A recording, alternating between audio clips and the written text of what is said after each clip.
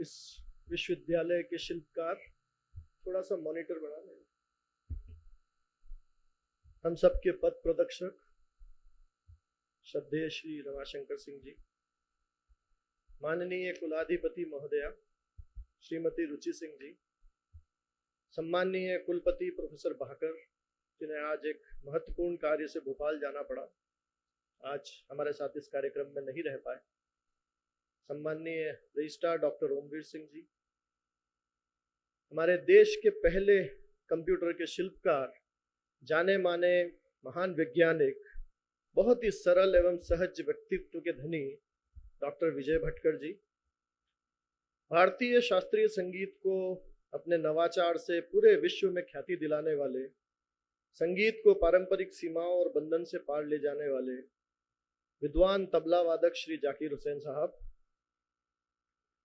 विश्वविख्यात शायर, चिंतक और मैं उन्हें एक उम्दा शिक्षक भी मानता हूं, हम सबको प्रेम और एहसास के करीब ले जाने वाले श्री शीन काप निजाम साहब, सभा में उपस्थित शासी निकाय एवं प्रबंध मंडल के सम्माननीय सदस्य, सभी गणमान्य अतिथि, शिक्षक एवं प्रिय छात्र छात्राएं, सभी को नमस्कार। ये पहला साल है जब हम विशेष दीक्षांत समारोह का आयोजन नाद में कर रहे हैं। 19 नवंबर को 7वें दीक्षांत समारोह में डॉक्टर भटकर और उस्ताद जाकिर हुसैन साहब किन्हीं कारणों से नहीं आ पाए थे, इसलिए हमें इस विशेष दीक्षांत समारोह के आयोजन का सौभाग्य प्राप्त हुआ। यह दीक्षांत विशेष ही नहीं, विशिष्ट भी है। मैं ऐसा इसलिए कह रहा हूं क्योंकि आज हम उन विधाओं के सर्वश्रेष्ठ विभूतियों के बीच हैं जो विधाएं इस संस्था के मूल दर्शन और मजबूत नींव में है। वैसे तो यह संस्था व्यावसायिक पाठ्यक्रमों के लिए देश एवं विदेश में जाना जाता है। यहाँ लगभग 20-22 देशों से छात्र छात्राएं पढ़ने आते हैं, पर इस संस्थान के संस्थापक श्री रमाशंकर सिंह जी ने शुरू से ही हर तरह की कला, संगीत, साहित्य को संस्थान के मूल विचार, दर्शन और क्रियाकलापों में रखा। हम ये मानते हैं कि एक अच्छा नागरिक और अच्छा इंसान बनने में इन कलाओं की समझ का बड़ा योगदान होता है। हमारे engineers, nurses, architects, pharmacist, managers, agriculture वैज्ञानिक आदि सिर्फ अच्छे प्रोफेशनल ही नहीं होते, बल्कि दूसरे संस्थानों से निकले हुए प्रोफेशनल से कुछ अलग और बेहतर होते हैं। ऐसा कई बार जो प्लेसमेंट्स के लिए कंपनियां आती हैं वे फीडबैक में भी देती हैं, और जब हमारे एलुमनाई मीट में आते हैं तो हमें बार बार बताते हैं कि सर 10 साल पहले वो संगीत सम्मेलन हुआ था, उसका महत्व आज हमें समझ में आता है, हमारे अनकॉन्शियस माइंड पे उस कार्यक्रम ने क्या प्रभाव डाला था ये अब समझ में आता है। इंसान को, मैं ऐसा मानता हूं, इसमें अलग अलग लोगों की राय हो सकती है, कि इंसान को मशीन बनाने की दौड़ और होड़ में ये कलाओं की समझ ही है जो हमें एक अच्छा नागरिक और इंसान बने रहने में मदद करती है। एक ऐसा इंसान जो शांति प्रिय हो, जिसके मन में एक दूसरे के प्रति किसी भी कारण से नफरत नहीं हो, ऐसे इंसान जिनके बीच में निस्वार्थ प्रेम हो और एक दूसरे के प्रति करुणा हो। आज हमारे देश को 30 साल पहले टेक्नोलॉजी, विशेषकर कंप्यूटर टेक्नोलॉजी के क्षेत्र में आत्मनिर्भर बनाने वाले डॉक्टर भटकर की गरिमाबाई उपस्थिति है, और आज हम उन्हें अपने परिवार का हिस्सा बनाने जा रहे हैं। डॉक्टर भटकर को मैं सिर्फ एक महान वैज्ञानिक ही नहीं मानता, पर मैं उन्हें भारत माता का मान बढ़ाने वाला एक असली सपूत भी मानता हूं। ऐसा मैं इसलिए कह रहा हूं, और ये आपको सुनना जरूरी है, कि 80 के दशक में जब हिंदुस्तान की पूरी इकोनॉमी सिर्फ कृषि पर केंद्रित थी और हमारे किसानों को यह पता नहीं चलता था कि कब बारिश होगी कब नहीं होगी, तो अमेरिका से हमारे प्रधानमंत्री उस समय के राजीव गांधी जी ने बात की कि आपका सुपर कंप्यूटर अगर मिल जाए तो शायद हम मौसम का अनुमान ठीक ढंग से लगा पाएंगे। जो कंप्यूटर के छात्र हैं वो समझ सकते हैं कि कंप्यूटर ग्राफिक्स की मदद से मौसम का अनुमान लगाया जाता है। सैटेलाइट जो इमेजेस भेजता है उसकी मदद से मौसम का अनुमान लगाया जाता है। अमेरिका ने ना नकुड़ तो किसी तरह से नहीं दिया। भारत के प्रधानमंत्री ने कुछ वैज्ञानिकों से बात की और उन वैज्ञानिकों ने डॉक्टर भटकर का नाम सुझाया कि डॉक्टर भटकर एक ऐसे वैज्ञानिक हैं जो हिंदुस्तान को अपना कंप्यूटर, सुपर कंप्यूटर दे सकते हैं। राजीव गांधी जी जब डॉक्टर भटकर से मिले तो उन्होंने सिर्फ 3 सवाल पूछे। क्या ये हम बना सकते हैं? उन्होंने कहा बिल्कुल बना सकते हैं। कितने पैसे लगेंगे? उन्होंने कहा उतने पैसे, उससे कम पैसे जितने में आप अमेरिका से सुपर कंप्यूटर ले रहे थे। और कितने समय में बन जाएगा? डॉक्टर भटकर ने कहा 3 से 5 वर्ष में। शायद हिंदुस्तान के इतिहास में 3 सवालों पे कोई करोड़ों का प्रोजेक्ट इतनी जल्दी कभी भी मंजूर नहीं हुआ होगा जो वह मंजूर हुआ।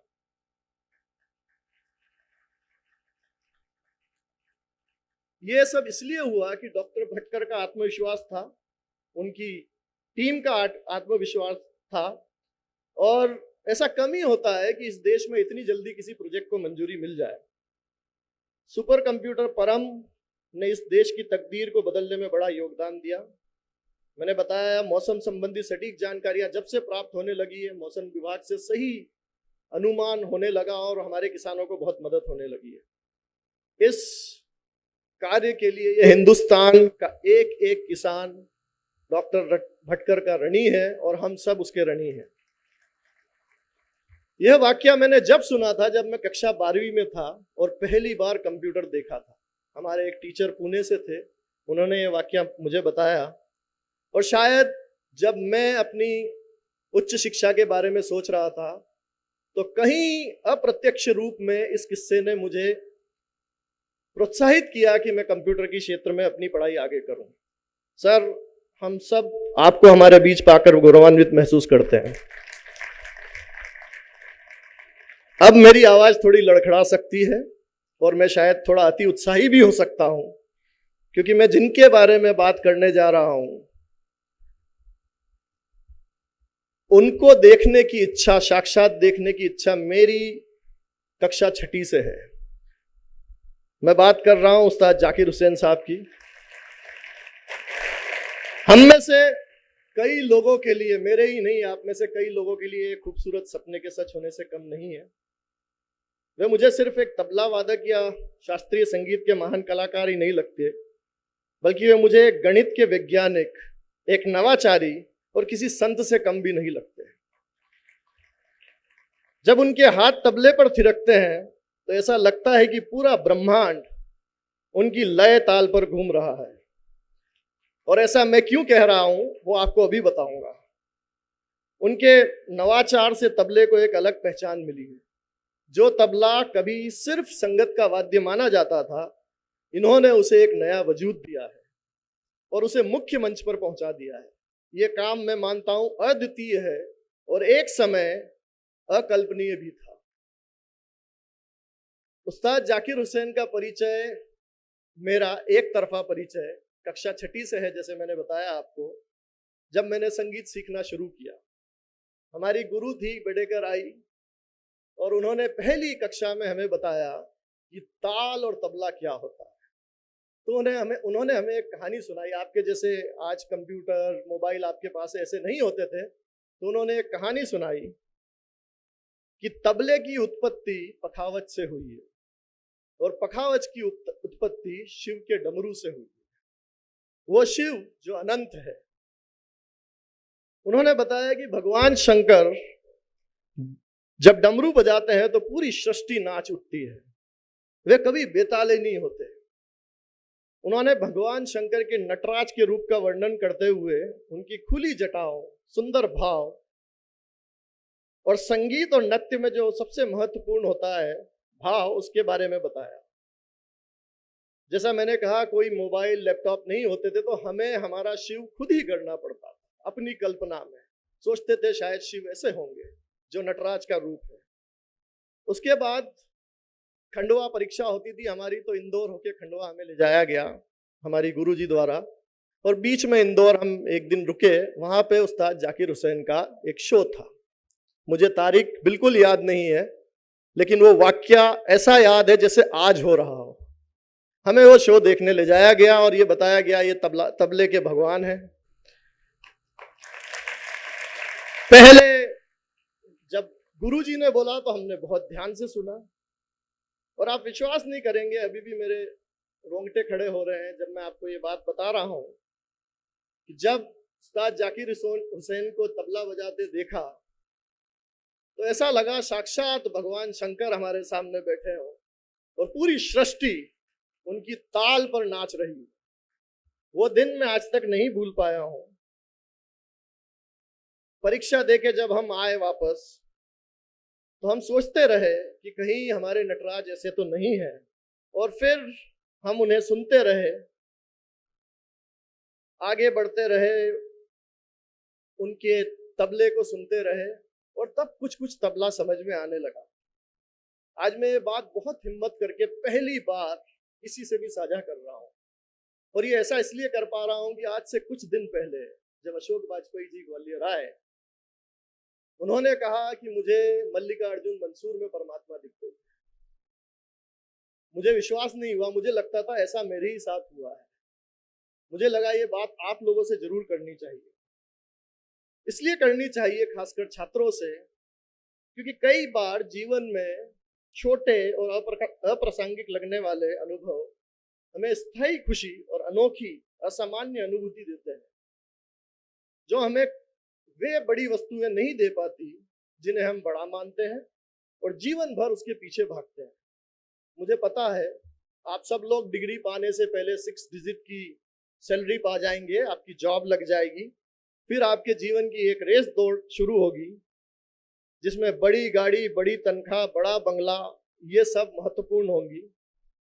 लेकिन मैं आपको ये कहना चाहता हूं कि जीवन में जो स्थायी खुशियां हैं कभी भी वो बड़ी चीजें नहीं देती, वो छोटी छोटी चीजें देती है, और इन छोटी चीजों की का महत्व आप समझें, क्योंकि ये छोटी नहीं असल में बड़ी होती है। जब हम जाकिर हुसैन साहब को सुनने लगे तो कुछ समझ में आने लगा, और अपने अल्प ज्ञान से मैं एक बात कहना चाहता हूं जो मैं महसूस करता हूं कि जब जाकिर हुसैन साहब तबला बजाते हैं तब उसमें सिर्फ ताल, बोल या रिदम ही नहीं होती, बल्कि उसमें एक रागदारी और एक स्वर संगीत भी होता है। मेरी समझ से विश्व में बहुत कम लोग हैं जो ऐसा कर पाते हैं। उनका तबला सिर्फ ताल ही नहीं देता, साथ में स्वरों को एक स्वर संगीत या सिम्फनी में भी पिरोता है, जिससे किसी और वाद्य की जरूरत ही महसूस नहीं होती, और आप घंटों जाकिर हुसैन साहब का तबला सुन सकते हैं।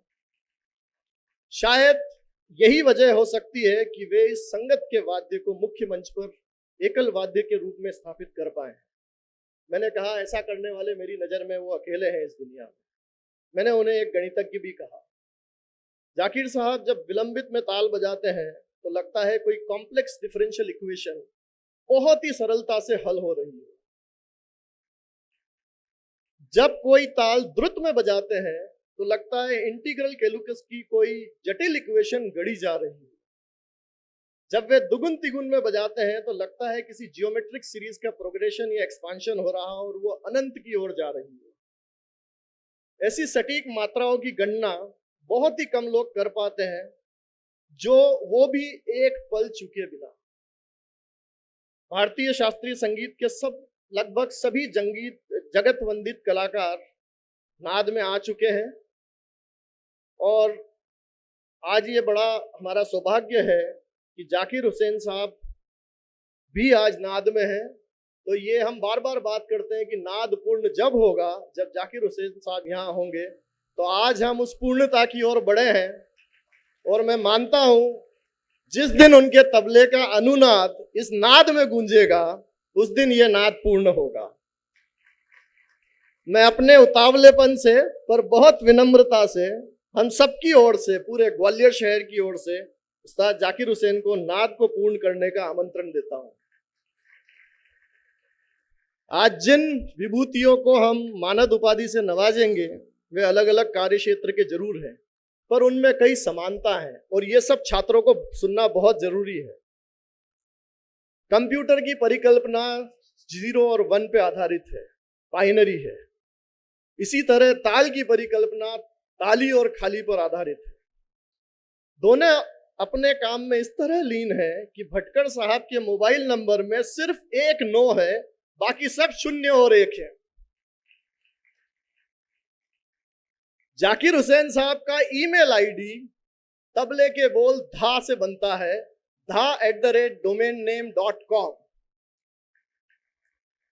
मैं आप सभी छात्रों को ये बात इसलिए बता रहा हूं कि अगर आप किसी काम को इस तन्मयता से नहीं करते तो आपके जीवन के विभिन्न पहलुओं में ये चीजें नहीं दिखती जो आप कर रहे हैं, और जब तक वो आपके जीवन के विभिन्न पहलुओं में नहीं दिखती तब तक आप उसके सर्वश्रेष्ठ को कभी प्राप्त नहीं कर सकते। तो आपको जो कर रहे हैं उसमें तन्मयता से जुड़ना पड़ेगा, इस तरह की तन्मयता से जुड़ना पड़ेगा। आज ये एक बहुत ही सुखद संयोग है कि हिंदुस्तान के अजीम शान शायर श्री शीन काफ निजाम आज का दीक्षांत भाषण देंगे। ऐसी महफिल कम ही सजती है जहां संगीत, टेक्नोलॉजी और साहित्य के सर्वश्रेष्ठ एक ही मंच पे हो। शीन काफ निजाम बहुत ही गहरे विचारक हैं और उतने ही गंभीर दार्शनिक भी हैं, और एक ऐसे शायर हैं जिन्होंने, ये आप बहुत ध्यान से सुनिएगा, वे अकेले ऐसे शायर हैं मेरी नजर में जिन्होंने दुनिया में ये सिद्ध किया है कि उर्दू किसी मजहब की जुबान नहीं है। एक हिंदू, वह भी ब्राह्मण, उर्दू से इस कदर प्रेम कर सकता है कि वह शिव किशन बिस्सा से हमेशा के लिए शीन काफ निजाम हो जाता है। वे सही कहते हैं कि हम अपने बच्चे को बोलना तो सिखाते हैं, देखना भी सिखाते हैं, पर उन्हें सुनना और सही देखना नहीं सिखाते हैं, और न उन्हें महसूस करना सिखाते हैं। आप जब आज उन्हें सुनेंगे तो सिर्फ कान से मत सुनिएगा, अपने दिमाग, दिल और एहसास को भी खुला रखिएगा। वे जो कहेंगे, अगर उसमें जो नहीं कहा गया है वो आप महसूस नहीं कर पाए तो आप उनकी बात समझ ही नहीं पाएंगे। वे जितने गहरे हैं उतने ही सरल भी हैं। उनको जब मैंने हमारे स्कूल में लगभग 7 वर्ष पूर्व कक्षा 3 के छात्रों को कविता का पाठ पढ़ाते सुना तो मुझे लगा कोई इतने गहरे और गंभीर लगने वाले विषय को इतनी सरलता से कैसे समझा सकता है। मुझे लगता है ये तभी संभव है जब आप खुद बहुत सरल इंसान भी हो। समय की कमी है और आज हम इन विद्वानों को सुनने और मानद उपाधि से विभूषित कर हमारे कुल में स्वागत करने के लिए आतुर हैं। इसलिए अपनी बात को इस फिराक के शेर के साथ समाप्त करता हूं, जो हम जब 2 दिन पहले बात कर रहे थे तो रमा शंकर जी ने अपने कमरे में कही, आने वाली नस्लें तुम पर फक्र करेगी हम असरों, आने वाली नस्लें तुम पर फक्र करेगी हम असरों, जब भी उनको ध्यान आएगा तुमने फिराक को देखा है। आप शायद मेरी इस बात को आज अतिशयोक्ति मान सकते हैं, पर मैं पूरे दावे से आपको कह रहा हूं कि 10 से 15 साल बाद जब आप इस दिन को पलट कर देखेंगे या इसके अनुभव को याद करेंगे, तब यह पाएंगे कि हम उन सब खुश नसीब लोगों में से हैं जिनकी आने वाली पुश्तें हम पर फक्र सिर्फ इसलिए करेंगी कि हमने डॉक्टर विजय भटकर, उस्ताद जाकिर हुसैन और श्री शीन काफ निजाम को साक्षात देखा और सुना है। आप सबका आज इस महत्वपूर्ण कार्यक्रम में पुनः स्वागत करता हूं और छात्रों का खासकर धन्यवाद करता हूं जो इस बड़ी संख्या में हमारे बीच उपस्थित हैं। सभी का एक बार पुनः स्वागत और बहुत बहुत धन्यवाद। जय हिंद।